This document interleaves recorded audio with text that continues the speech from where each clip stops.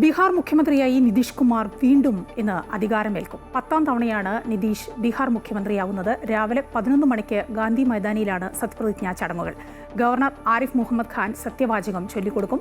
Cabinet മന്ത്രിമാർ ആരൊക്കെ എന്നതിൽ ഇപ്പോഴും സസ്പെൻസ് തുടരുകയാണ്.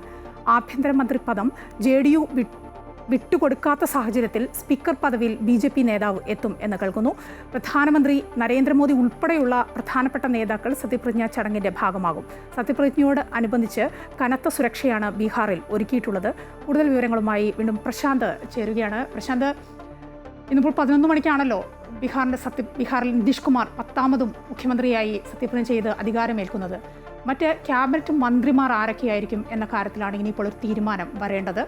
അതുമായി ബന്ധപ്പെട്ട് എന്താണ് പുറത്തുവരുന്ന അറിയാനാവുന്ന വിവരങ്ങൾ എന്തൊക്കെയാണ്?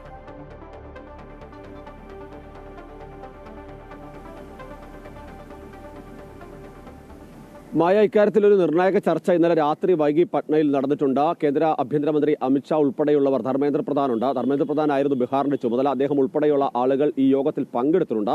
അസംബന്ധിച്ച് ധാരണയിലേക്ക് എത്തിയിട്ടുണ്ട്. സ്വാഭാവികം നമുക്കറിയാം, BJP ഒരു സർക്കാർ രൂപീകരിക്കുമ്പോൾ പൂർണ്ണമായ വിവരങ്ങൾ ആദ്യഘട്ടത്തിൽ പുറത്തുവിടില്ല. ആ സത്യപ്രതിജ്ഞാ ചടങ്ങിന്റെ സമയത്താണ് ഇത് സംബന്ധിച്ച ലിസ്റ്റുകൾ പോലും പലപ്പോഴും പുറത്തു വരുന്നത്. അതൊരു സർപ്രൈസ് ആയിട്ട് തന്നെ നിൽക്കട്ടെ എന്നുള്ളതാണ് BJPയുടെ നിലപാട്. അതിൽ ചില രാഷ്ട്രീയ നീക്കങ്ങൾ കൂടിയുണ്ട്. പ്രത്യേകിച്ച് ഏതെങ്കിലും തരത്തിൽ മറ്റ് എതിർപ്പുള്ള ആളുകളുണ്ടെങ്കിൽ അവർക്ക് ആ എതിർപ്പ് ഉന്നയിച്ചുകൊണ്ട് പ്രതിഷേധങ്ങളോ മറ്റു കാര്യങ്ങളോ ഉയർത്താനുള്ള ഒരു സാഹചര്യം കൂടി ഒഴിവാക്കുക എന്നുള്ളതാണ് പൊതുവെ ഈ ഘട്ടത്തിലൊക്കെ തന്നെ രാഷ്ട്രീയ പാർട്ടികൾ തീരുമാനമെടുക്കുന്നത്. BJP മാനിലയിൽ തന്നെയാണ് കാര്യങ്ങൾ തീരുമാനിച്ചത്. മാത്രമല്ല, ചിലപ്പോൾ അപ്രതീക്ഷിത സ്ഥാനാർത്ഥി ഉണ്ടാകും. അതിന്റെ ഒരു പ്രൗഢി കളയണ്ട എന്നുള്ളത് കൂടി തന്നെയാണ് ഇത്തരമൊരു നീക്കമെന്നാണ് നമുക്ക് മനസ്സിലാക്കാൻ കഴിയുന്നത്. ഇതിൽ പ്രധാനപ്പെട്ട കാര്യം ഇപ്പോഴും ഏതൊക്കെ ആളുകൾ ഇതിലേക്ക് എത്തും എന്നുള്ളത് ഒരു വ്യക്തതയിലേക്ക് കാര്യങ്ങൾ എത്തിയിട്ടില്ല. എങ്കിലും നിലവിലുണ്ടായിരുന്ന ആളുകൾക്ക് പുറമെ, അതായത് സാമ്രാജ് ചൗധരി, അതുപോലെ തന്നെ വിജയകുമാർ സിൻഹ, അതോടൊപ്പം തന്നെ മംഗൾ പാണ്ഡെ തുടങ്ങിയ പ്രധാനമന്ത്രി നീരജ് കുമാർ ഉണ്ട്. ഇങ്ങനെയുള്ള സ്ഥിരം കഴിഞ്ഞ തവണ ഉണ്ടായിരുന്ന മന്ത്രിസഭയിൽ ഉണ്ടായിരുന്ന അംഗങ്ങൾക്ക് പുറമെ 6 പേരെങ്കിലും പുതുതായി എത്തുമെന്നാണ് പ്രതീക്ഷിക്കപ്പെടുന്നത്. അതിൽ റിട്ടയർഡ് IPS ഉദ്യോഗസ്ഥരടക്കം മന്ത്രിസഭയിലേക്ക് എത്തുമെന്നാണ് വ്യക്തമാക്കുന്നത്. ഏതായാലും 16 മന്ത്രിമാർ BJPയുടെ ഭാഗത്തുനിന്നും 14 മന്ത്രിമാർ JDUവിന്റെ ഭാഗത്തുനിന്നും ഉണ്ടാകുമെന്നാണ് ഏറ്റവും ഒടുവിലായി വരുന്ന വിവരം. ഇത് ഒന്നിച്ച് ഇപ്പോൾ തന്നെ സത്യപ്രതിജ്ഞ ചെയ്യുമോ എന്നുള്ള കാര്യത്തിൽ തന്നെ ഒരു വ്യക്തത വരേണ്ടതുണ്ട്. ഏതായാലും LJPക്ക് 3 മന്ത്രിമാരുണ്ടാകും. അതോടൊപ്പം തന്നെ HAM-നും RLM-നും ഓരോ മന്ത്രിമാർ, ക്യാബിനറ്റ് മന്ത്രിമാരുമാണ് ഉണ്ടാവുക എന്നുള്ളതാണ് വ്യക്തമാക്കുന്നത്. അതോടൊപ്പം തന്നെ നേരത്തെ ഒരു തർക്കമുണ്ടായിരുന്ന ആഭ്യന്തര വകുപ്പ് വേണമെന്നൊരു ആവശ്യം BJP മുന്നോട്ട് വെച്ചിരുന്നു. അന്ന് അതിന് BJP പറഞ്ഞത് ഏറ്റവും വലിയ ഒറ്റക്കക്ഷിയായിട്ട് മുഖ്യമന്ത്രി പദം JDUവിന് നൽകിയതാണ്. അതുകൊണ്ട് തന്നെ ഇക്കാര്യത്തിൽ വിട്ടുവീഴ്ച ചെയ്യണമെന്നുള്ളതാണ്. പക്ഷേ കഴിഞ്ഞ തവണത്തെ വകുപ്പുകൾ വെച്ചുമാറാൻ ഈ ഘട്ടത്തിൽ JDU തയ്യാറായിട്ടില്ല എന്നുള്ളതാണ് മനസ്സിലാക്കാൻ കഴിയുന്നത്. അതുകൊണ്ട് തന്നെ ആഭ്യന്തര മന്ത്രിസ്ഥാനം JDUവിന്റെ കൈവശത്തേക്ക് പോകും.